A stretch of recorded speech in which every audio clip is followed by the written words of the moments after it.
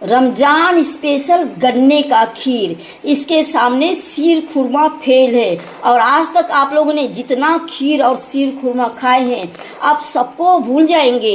ये इतना healthy, tasty और यम्मी बनता है दोस्तों। इसका ट्रिक आना चाहिए बनाने के लिए। ये 100 ग्राम चावल में कम से कम पौना लीटर दूध लगता है।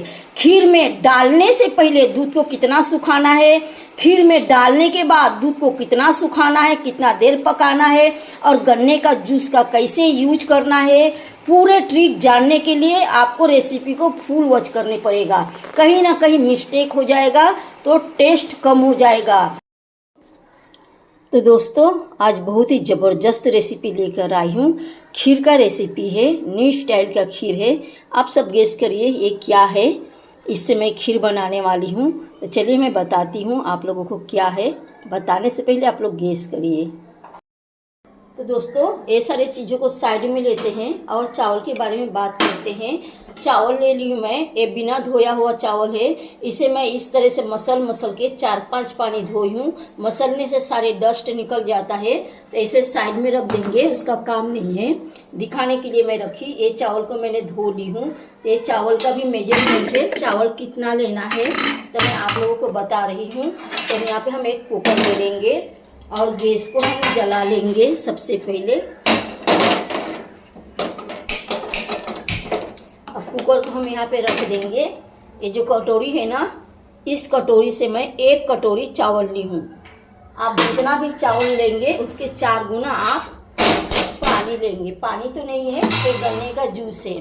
तो ये गन्ने का जूस वाला आज मैं खीर बनाऊंगी। इसमें और क्या क्या डालने वाली हूँ जानने के लिए आप सब ब्लॉग पे बने रहिए। तो ये गन्ने का जूस डाल दूंगी। 4 कटोरी जूस है गन्ने का। इस कटोरी से 1 कटोरी चावल है और 4 कटोरी गन्ने का जूस है। अब हम गैस को फास्ट कर देंगे और हम चावल को गला लेंगे। कैसे गलाएंगे, कितना गलाएंगे वो मैं आप लोगों को दिखाऊंगी। तो दोस्तों चावल गल चुका है। जिस तरह से हम चावल बनाते हैं उससे थोड़ा सा हम नरम कर लेंगे। उससे थोड़ा सा नरम करेंगे तो खीर अच्छे से बनेगा। अब इसको मैंने 2 सीटी लगाई थी। 2 सीटी लगाने के बाद मैंने खोल के चेक की तो गला हुआ नहीं था और गन्ना का जो रस होता है वो भी सूख चुका था। तो मेरे पास एक्स्ट्रा था 1 कटोरी गन्ना के जूस, तो मैं एक्स्ट्रा 1 कटोरी गन्ना के जूस इसमें डाल दी। तो आप लोग भी एक्स्ट्रा गन्ना का जूस थोड़ा साइड में रखिएगा। किसका चावल कड़क होता है, किसका नरम होता है, कैसा होता है बाद में लग सकता है, तो हम बाद में डालेंगे। इसमें पानी नहीं डालेंगे, नहीं तो टेस्ट कम हो जाएगा। इसलिए एक्स्ट्रा गन्ना के जूस आप लोग साइड में रखिएगा। और चावल, ये चावल जो होता है बिरयानी वगैरह बनता है, बासमती चावल है। ये चावल का टुकड़ा है, कनी है, आधा आधा हुआ है चावल, ऐसा है। अगर आप लोग के पास ऐसा टुकड़ा रहेगा तो अच्छी बात है। दुकान में कनी मिल जाता है आधे रेट में। तो अगर आप लोग के पास नहीं है तो चावल को सबसे पहले आप लोग धो लीजिएगा। अच्छे से धोने के बाद कोई भी चाय छन्नी के सहारे, किसी भी सहारे इसका पानी को आप अच्छे से निकाल दीजिएगा। जैसे मैं चाय छन्नी से छान के निकाली थी वैसे ही आप लोग अच्छे से छान कर निकाल दीजिएगा। उसके बाद आप लोग क्या करिएगा, इस तरह से मिक्सर के जार में चला लीजिएगा। अगर आप लोग के पास अक्खा चावल है, गोटा गोटा है, तो मिक्सर के जार में घुमा के टुकड़ा कर लीजिएगा। 50% टुकड़ा होना चाहिए, इससे ज्यादा नहीं होना चाहिए। थोड़ा बहुत 19-20 चल जाता है। तो मैं इसी तरह से टुकड़ा लेके आई थी, कनी लेके आई थी, सस्ते में मिला था। तो इस चावल को मैंने पका ली। टुकड़ा होगा चावल तो वो टेस्ट ज्यादा अच्छा होगा, गोटा गोटा चावल का टेस्ट बराबर नहीं होगा। तो देखिए ये सेंगदाना है, सेंगदाना को हम भून लेंगे, अच्छे से फ्राई कर लेंगे। जब तक ये चटकेगा तब तक हम फ्राई कर लेंगे इसे अच्छे से। तो दोस्तों बताइए आप सब कैसे हैं। उम्मीद करती हूँ आप सब अच्छा ही रहेंगे और बहुत खुश भी रहेंगे। मेरी दुआ है आप सब खुश रहिए, आबाद रहिए, दिन दुगनी रात चौगुनी तरक्की करिए। आप सबकी घर परिवार खुशियों से भरा रहे और आप सबके चाहने वाले के साथ आप सबका हमेशा बना रहे। आप सबके बच्चों की 100 साल की उम्र हो। आप सबकी हर अच्छी वाली चाहत जल्द से जल्द पूरा हो जाए। साथ में एक रिक्वेस्ट करना चाहूंगी दोस्तों, प्लीज आप सब मिलके मेरे चैनल को आगे बढ़ाइए। लाइक से सब्सक्राइब करके फुल वॉच करके सपोर्ट करिए। साथ में हाइप के बटन भी प्रेस कर दीजिए। सपोर्ट करने के लिए शुक्रिया, थैंक यू सो मच दोस्तों। बातों बातों में फ्राई हो गया। मैं चीना बादाम यानी सेंगदाना ली हूँ आप लोग के पास अगर बादाम, पिस्ता, काजू वगैरह है तो आप लोग ले लीजिए, तो उसको भूजने की जरूरत नहीं पड़ता है। फिर भी थोड़ा सा अगर भूज देंगे तो सोना सोना खुशबू आएगा, अच्छा लगेगा, टेस्ट अच्छा रहेगा। तो ये चटकने लगा है, अच्छे से फ्राई हो चुका है। तो इसको अभी मैं क्या करूंगी, बेलन और गिलास के सहारे कूट के इसका छिलका निकाल लूंगी। आप लोग के पास हेमंजस्ता है तो आप लोग हेमंजस्ता से निकाल लीजिए, मेरे पास हेमंजस्ता नहीं है। तो छिलका निकालने के बाद आगे क्या करना है तो आप लोग को मैं बताऊंगी। तो देखिए इसे गिलास में कूट के जितना छिलका था मैंने इस तरह से फटक फटक के निकाल ली सारे छिलका। अब क्या करना है, इस मिक्सर के जार में डाल के मैंने इसे पीस लूंगी। मुझे इसको एकदम बारीक करना है, दाना दाना नहीं रखना है। अगर आप लोग को इसे दाना दाना रखना है तो आप लोग अपने हिसाब से, मनपसंद हिसाब से इसे कूट सकते हैं। मैं इसे पीस के डालूंगी दोस्तों। तो गैस जला दी हूँ, चावल के निकाल के कढ़ाई में डाल दी हूँ। अब इसमें डालना है दूध। दूध कितना डालना है मैं बता रही हूँ आप लोगों को। आधा लीटर दूध रहेगा अगर आप लोगों के पास।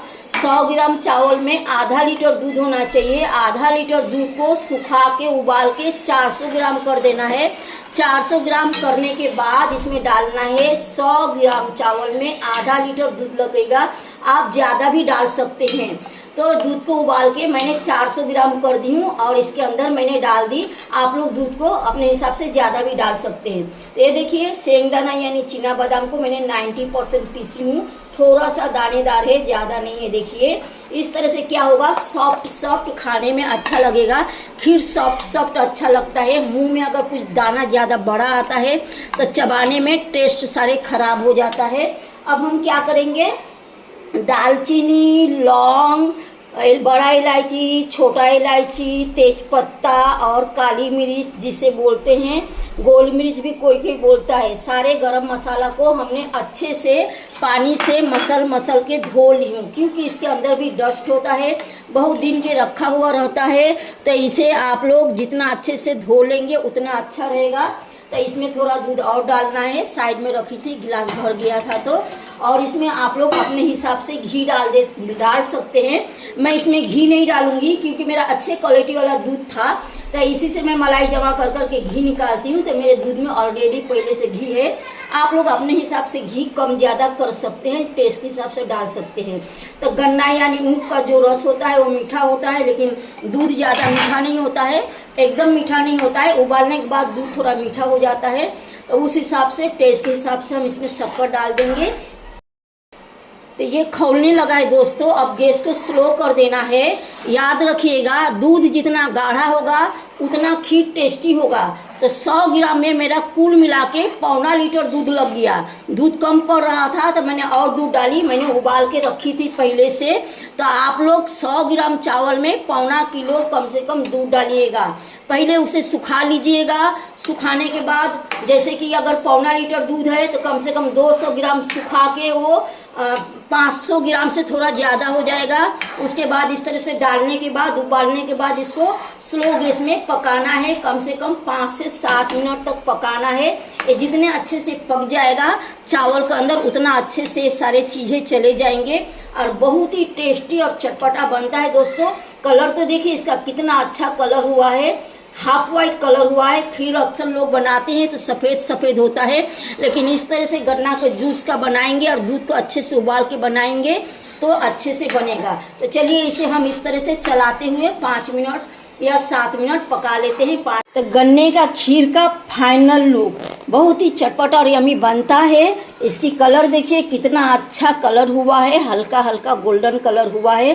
तो एक बार आप लोग जरूर मेरे स्टाइल में इस गन्ने का खीर को बनाकर देखिए। ये इतना टेस्टी और यमी बनता है कि आप सब एक बार बनाएंगे तो सारे खीर को पीछे छोड़ देंगे, भूल जाएंगे और इस खीर को याद रखेंगे। तो देखिए इस तरह से गाढ़ा गाढ़ा बनाई हूँ। इससे ज्यादा गाढ़ा नहीं करना है क्योंकि सूखने के बाद और गाढ़ा हो जाएगा तो खीर बहुत ज्यादा सूख जाता है तो अच्छा नहीं लगता है। इस तरह से थोड़ा रसा रसा, थोड़ा हल्का सा गीला गीला अच्छा लगता है। तो आप लोग की मर्जी है कि आप लोग कितना सुखाएंगे और कितना पतला रखेंगे, लेकिन परफेक्ट यही है, इसी तरह से रखना है क्योंकि ठंडा होने के बाद थोड़ा और सूख जाएगा। ऐसे ही ये 50% ठंडा हो चुका है तो और 50% ठंडा होने के बाद ये सूख जाएगा। तो थोड़ा गुनगुना गरम गरम बहुत ही मजा आता है। रोजा खोलने के बाद इस तरह से इफ्तार स्पेशल खीर को टेस्ट करिए, जरूर बनाइए दोस्तों, और दोस्तों में शेयर करिए। आप सब एक दूसरे के साथ खुश रहिए और बहुत सारी खुशियां बांटिए। थोड़े मेरी भी खुशी के ध्यान रखिए, लाइक शेयर सब्सक्राइब करके फुल वॉच करके सपोर्ट करिए। तो चलिए दोस्तों, अगले ब्लॉग में कुछ एक नया सा रेसिपी लेकर आएंगे। तब तक के लिए बाय दोस्तों।